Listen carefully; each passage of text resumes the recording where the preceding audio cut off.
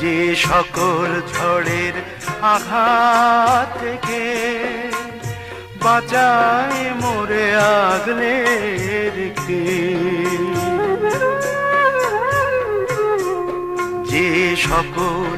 ঝড়ের আঘাত থেকে